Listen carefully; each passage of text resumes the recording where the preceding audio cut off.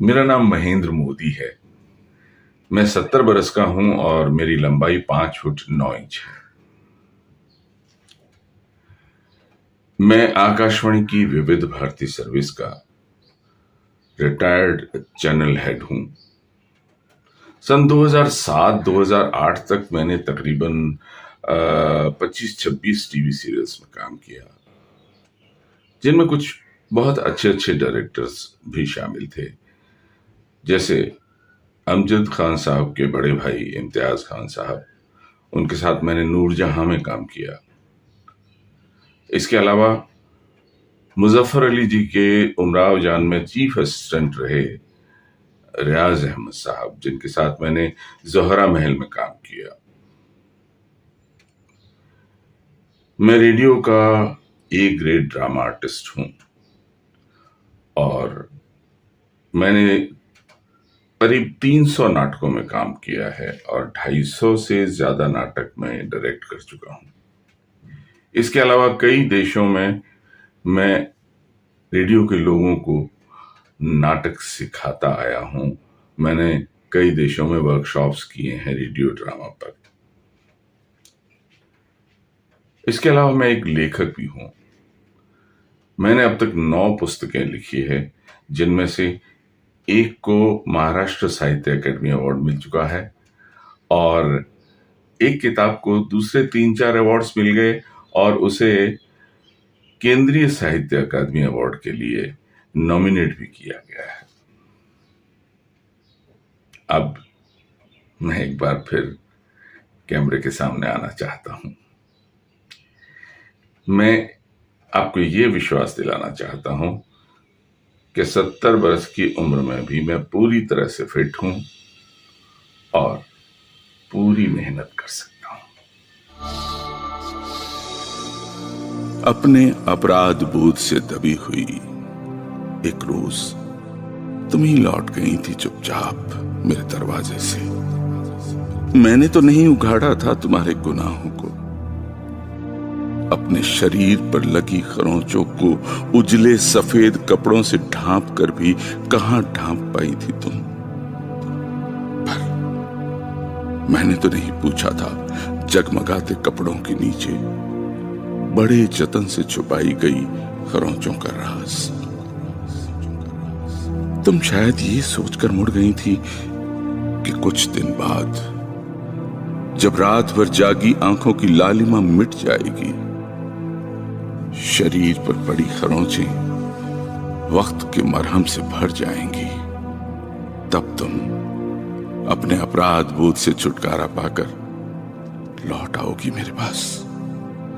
मगर मैं जानता हूं कुछ दिन बाद जब तुम नजर डालोगी अपने जिस्म पर तो वहां पाओगी कुछ और खरोंचे, और तुम्हें यह भी बता दूं घाव भरने पर भी कुछ निशान तो रह ही जाते हैं। तुम्हारा अपराध बोध तब कुछ और बढ़ जाएगा और जानता हूं तुम इसी तरह गुनाह पर गुनाह किए जाओगी और मुझ तक कभी नहीं लौट पाओगी, कभी नहीं लौट पाओगी, कभी नहीं लौट पाओगी।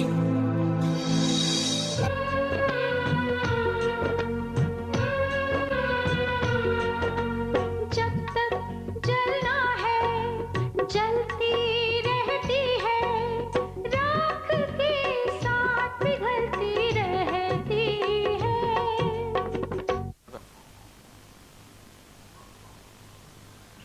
हाँ ठीक है, ठीक है। सलाम वालेकुम भाईजान। वालेकुम सलाम। भाईजान मुझे आज आपसे कुछ सख्त बातें करनी है। सख्त बातें? ये तुम क्या कह रहे हो मुबारक? अच्छा हो अगर आप खामोश रहें। अपनी जबान को लगाम दो मुबारक। मेरे ही सामने मेरे बड़े भाई से सख्त लहजे में बात करने की धमकी दे रहे हो और मैं खामोश रहूं? आप मुझे अपनी रियाया समझते हैं या जर खरीद गुलाम? ईमानदारी से पूछो तो जोहरा महल में तुम्हारी हैसियत रियाया से ज्यादा नहीं है मुबारक। अपनी जुबान को रोकिए शुजात साहब, वरना वरना वरना क्या कर लोगे तुम? बताऊं मैं क्या कर लूंगा? तुम भी वही करोगे जो सारे एहसान फरामोश करते हैं। ये भूल जाओगे कि जोहरा महल का एक हिस्सा बगैर किसी कीमत के हम भाइयों ने अपनी बहन के नाम न करके तुम्हारे नाम किया और तुम्हें अपनी छाती पर बसाने की हमने गलती की। मेरी बात सुनो शुजात। और ये गलती इसलिए की। देखिए शुजात साहब, अब अगर आपने आगे कुछ भी कहा तो सब्र का दामन मेरे हाथ से छूट जाएगा। मेरी बात सुनो शुजात। सारी जिंदगी आप ही की बात तो सुनी है, लेकिन इस वक्त नहीं सुनूंगा। बहुत सी गलतियां पाली हैं हमने, लेकिन अब ये गलती नहीं पालेंगे। हम उस लड़की को अपनी छाती पर बर्दाश्त नहीं करेंगे जो औरत के खिलाफ होने वाली समाजी नाइंसाफियों की दुहाई देती है और फिर अपने ही घर के मजलूम मुर्दे उखाड़कर हीरोइन बनने के लिए झूठी सच्ची कहानियां गढ़ती है। वजाहत भाई, पूछिए जरा इनसे कि क्या मतलब है इनका ये सब कहने का, जरा साफ साफ बताएं। तुम अच्छी तरह जानते हो मुबारक कि मैं क्या कह रहा हूं। तो फिर ये भी जानते होंगे आप कि मुझे अपना दामाद बनाने की कोशिश में रोशन को मेरे साथ मोहब्बत की पेंगे बढ़ाने के लिए हमारे फार्म हाउस पर बार बार मौके निकाल कर आया करते थे आपके बड़े भाई साहब। मुझे रोशन के साथ बागों की सैर कराने के बहाने तन्हाई में भेजकर मेरे चचा से चिकनी चुपड़ी बातें किया करते थे। ये मुबारक, आपके बड़े भाई का बड़ा बिजनेस था, बड़ा रुतबा था, बड़ी शोहरत थी, बड़ी कोठी थी, आपकी बहन भी पढ़ी लिखी थी। फिर भी मेरे चचा क्यों नहीं राजी होते थे, इसे आप भी अच्छी तरह जानते हैं और आपके बड़े भाई भी। ऐसे शराब मुबारक। बदतमीजी पर पठान जूता खींचकर मारते हुए देर नहीं लगाते। क्या तुम मुझे जूते मारोगे? क्या हो रहा है? क्या मारोगे मुझे? भाईजान, इस गांव के गवार से कहिए कि या तो अपनी लड़की की गुस्ताखी पर सजा देकर उसको रास्ते पर लाए, या फिर अपनी सरफरी औलादों को लेकर निकल जाए इस घर से।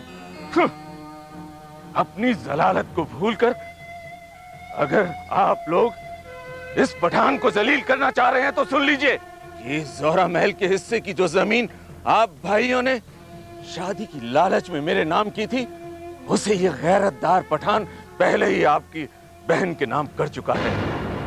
तू है इस जमीन पर, यहां मुझे एक पल भी नहीं रहना है।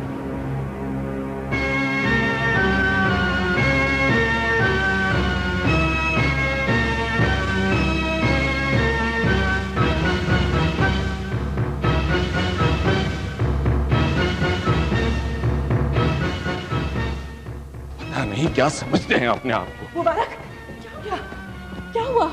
ये फैसला तुमको और तुम्हारे बच्चों को अभी करना है। तुम मेरे साथ रहोगी या अपने भाइयों के साथ? पर बताइए तो सही, हुआ क्या? अब तो बस तुम्हारे भाइयों के हाथों जूते ही खाना बाकी रह गया है मुझे। अरे अल्लाह, ये क्या कह रहे हैं आप? खुदा न करे आपके साथ ऐसा और मैं जिंदा बैठी रहूं। तो चलो मेरे साथ इसी वक्त। अरे इतना गुस्सा ना कीजिए, बताइए तो सही, हुआ क्या है? मुबारक, सुनिए तो।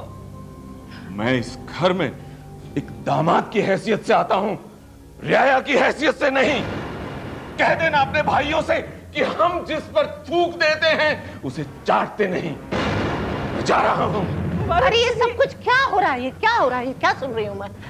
और अगर ये सब कुछ मुझे सुनना पड़े तो या अमीर उल मोमिनीन, जो मैं सुन रही हूँ अगर सच है तो मुझे हमेशा के लिए बहरा कर दे, हमेशा के लिए बहरा कर दे। ये क्या हो रहा है?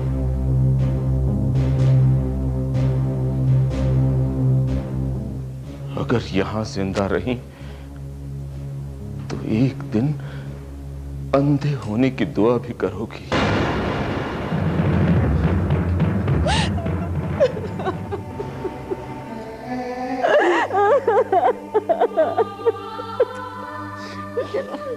चलो मत रो, आ जाओ मेरे साथ, आ जाओ बेटा, आ जाओ मेरे साथ, आ जाओ मेरे साथ, आ जाओ।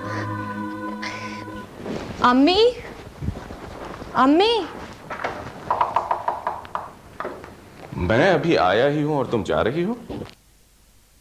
सोचा था कुछ देर तुम्हारे साथ बैठकर गपशप करूंगा, तुम्हारी नौकरी की तफसीलात का हालचाल जानूंगा। जी, दफ्तर का एक काम याद आ गया। यही देख रहा हूं, अक्सर मेरे यहां आने पर अगर तुम होती हो तो तुम्हें कोई ना कोई काम याद आ जाता है। नहीं खान बाबा, ये बात नहीं है। कितने बरस हो गए और न जाने कितनी फसलें कट गई। 12 बरस की थी तुम। किसान हूं इसलिए याद है कि वो कुंवार का महीना था जब मैंने तय किया था कि मुझे इस घर में नहीं अपने खेतों पर रहना चाहिए।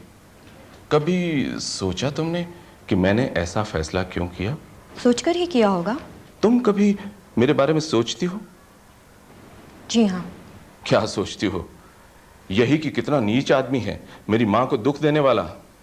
सबके अपने अपने दुख होते हैं। होते हैं, ऐसे ऐसे कि कलेजा फट जाए। ये जो हवेली है, 25 कमरों की कोठी, इसके फर्श के खूबसूरत कालीन के नीचे से भी कोई ना कोई गलाजत निकल सकती है। जब तक कालीन ना हटे नजर नहीं आएगी। मैं क्या जानूं? क्यों? तुम्हारी नाक में उसकी बू भी नहीं आ रही? बू जो दिखाई नहीं देती, सिर्फ महसूस की जाती है। मैं इस घर की सबसे छोटी औलाद की बेटी हूँ। तो क्या देखूं, क्या महसूस करूं? और हम तो बाहर के हैं, औलाद नहीं है यहाँ की, दामाद हैं इस घर के, इसलिए हमारी तो हर बात देखी जानी चाहिए। खान बाबा, मुझे जाना है। मैं पूछता हूं, ऐसा क्या देख लिया था तुमने जो बरसों से तुम्हारे मासूम से दिल में नफरत का ये जहर घुल गया है? खान बाबा, ये बात नहीं है। तू जानती है मैंने तुझे कितना प्यार दिया, दिन को दिन और रात को रात नहीं समझा तेरे लिए। तू बीमार पड़ती तो रात रात भर आंखों में काट देता, आंधी पानी में तुझे कलेजे से लगाए डॉक्टरों के दरवाजे खटखटाता था मैं। क्या इसलिए कि तुम मुझसे रूठी रहे, बरसों ठीक से बात ना करे, सामने आऊं तो पीठ घुमा ले, आवाज दूं तो बात ना सुने, 2 घड़ियां गुजारने को गांव बुलाऊं तो बहाने बनाए। सजाएं दे रही है तू मुझे। पूछा तूने कभी अपने इस चाहने वाले बाप से कि बाबा ऐसा क्यों हुआ? बेटी, हम वो पठान हैं जहां गंदगी की एक छींट गिरे हम जिस्म का वो गोश्त काट कर फेंक देते हैं। हमारे घर की मक्खी भी अगर जीती है तो सर बुलंद होकर, वरना किसी मकड़ी के जाले से लिपट कर खुदकशी कर लेती है। तो आखिर हमारा खून ही तो है। अगर तेरा ज़मीर कहता है कि हम आवारा हैं, जलील हैं, हरामकार हैं, तो मुझे हैरत है कि तू अब तक जिंदा कैसे है। शर्म से जमीन में गड़ क्यों न गई? क्यों जलील उखार कर रही है हमारे खून को? बेटी जा, मर जा।